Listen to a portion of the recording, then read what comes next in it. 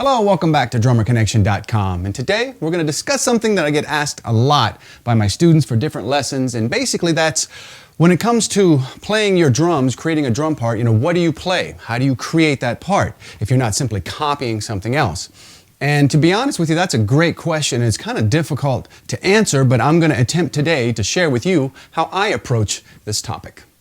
So like I said, this is a little difficult to explain, but to me, this is what separates the pros from the amateurs. How you approach music, how you think musically, how you make your drum set part of each song that you play. And that comes down to touch and feel and groove and just your basic phrasing on the kit, how you play, what you play, and where you play it. That's a whole nother world, and that's where we each, as individuals, get to sort of stamp our own sound on these songs. That's what we're talking about today, having that sort of freedom. I have an analogy I like to share with you, and I look at it this way. Whenever I'm looking at a sheet of music, or listening to music, I should say, I see a canvas, and I see all the different colors in there from the rest of the music. It could be a background track or a full band, but then I see a section where it's just canvas and it's white, and that's my space. That's where I get to my brush and create my part. And within that frame of mind, I've found that there's a lot of different scenarios that could actually happen as far as how much freedom you're given. And sometimes you're restricted a lot. The producer or the artist hears a certain thing and they want it a certain way, and which is fine. You have to respect that. They're hiring you, and you simply find it a challenge to do that and still make it feel good. And sometimes you're given a complete empty canvas, so to speak, and no direction, maybe not even a reference drum track, maybe just a scratch, guitar or bass track or some music, and just a rough idea, and the person or the artist just is like, hey, whatever, have fun. Interpret it and do your thing. That's the fun projects, and that's what I want to talk about today. When you have complete freedom just to do whatever you want, I want to share with you sort of how I approach songs. So to better demonstrate what I'm talking about, I went to DrummerConnection.com and downloaded a song called Funky Bassline. Now what I want to do is listen to this first, kind of talk through it, get a heads up, see what we got going. Then I want to give you guys 3 or 4 different examples of how I might approach the song. So here it is on its own, Funky Bassline. 1, 2, 3, 4.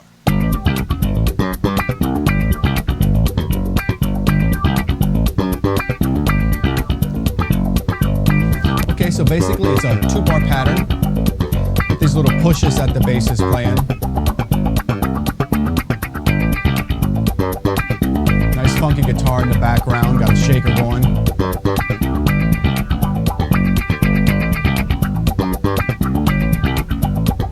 So already I hear a few different ideas. All right, so let's get going. The first idea I want to share is just a basic groove, just locking into the track and just 1 and 3 on the kick drum, 2 and 4 on the snare, and 1/8 notes on the hi-hat. And if you play this right and really place the notes right and make it feel good, it'll work just fine. So here's an example of a very basic, simple track.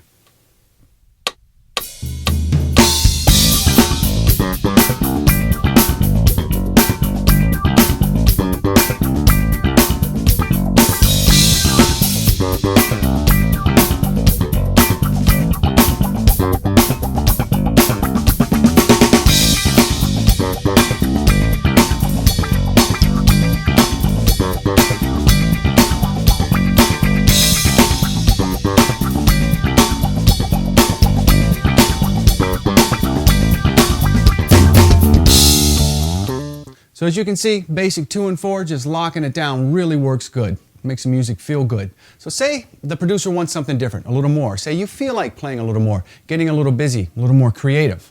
I'll give you an example now of sort of like a funkier version. I'll still keep 2 and 4 for the most part on the snare drum, but I'll get a little busier with the kick drum, play along with that bass line a little more, and I'll spice up the hi-hat a little bit, just add some textures in there, opening and just doing some doubles and different stuff. I don't know that I'll really have a set pattern, but it's just sort of an idea, a vibe I'm going for. And for the most part, I'm going to keep the hi-hat tight and make a real funky type of vibe.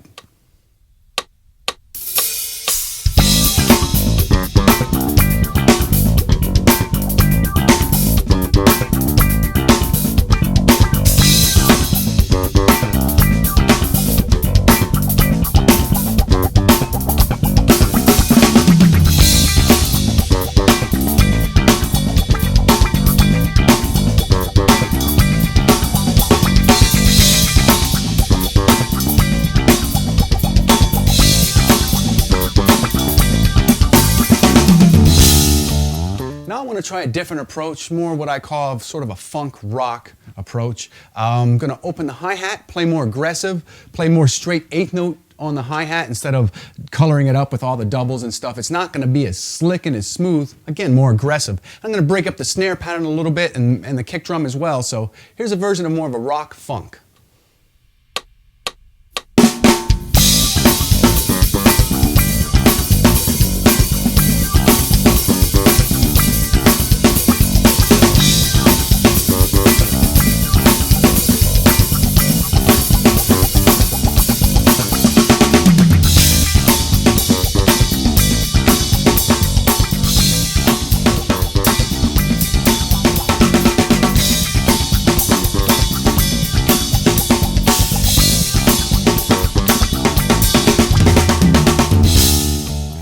Share an idea, a groove that I heard also when I heard this right away. It's a linear style groove where for the most part no two limbs really hit together. They do sporadically throughout, but the whole theory of the linear pattern is that you create this flow of 16th notes between the limbs, like I said, rarely hitting together. And again, this comes back to how you think musically and how you approach things. A lot of guys might not even have thought of this, but because I spent a lot of years working out of future sounds and really working on linear grooves, naturally that sort of comes out of my bag of tricks. So here's the same song with a linear groove approach.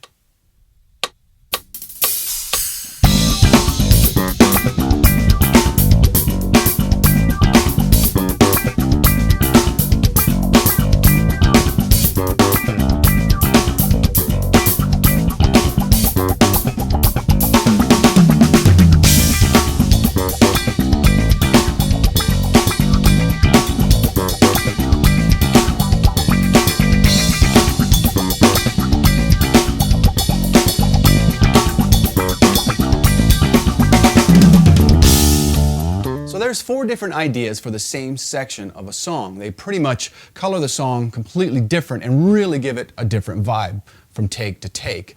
Now, whenever I'm allowed this sort of freedom, I love to do just what I did with you guys, and that's record my ideas. If I can do video, that's great, but at least audio. Record your idea and listen back, because then you can listen subjectively without being caught up in actually recording it. And you can listen back and listen to how it really fits within the music. If I'm given a project and the producer or songwriter sort of leaves it open, I might send 2 or 3 ideas to them, like we just listened to today, and let them choose, because the way I see it is I was able to sort of create each one on my own, so let the person who wrote the song, who is in charge, sort of determine which one they think fits the song the best. Or if it's my song and I'm just doing whatever, having fun, then I get to sit back and listen to the tracks I did and decide which one I think fits best. It's all about thinking musically and trying to apply all of these hours that we spend practicing, learning licks and tricks and sort of getting our bag of tricks together. The idea is to be able to hear stuff in your head and be able to call upon it in a musical situation. So it really drives the point home and the importance of practicing and developing a vocabulary, because when it comes time to create drum parts, you're going to need a lot under your belt. Hope you guys enjoyed this. See you next time.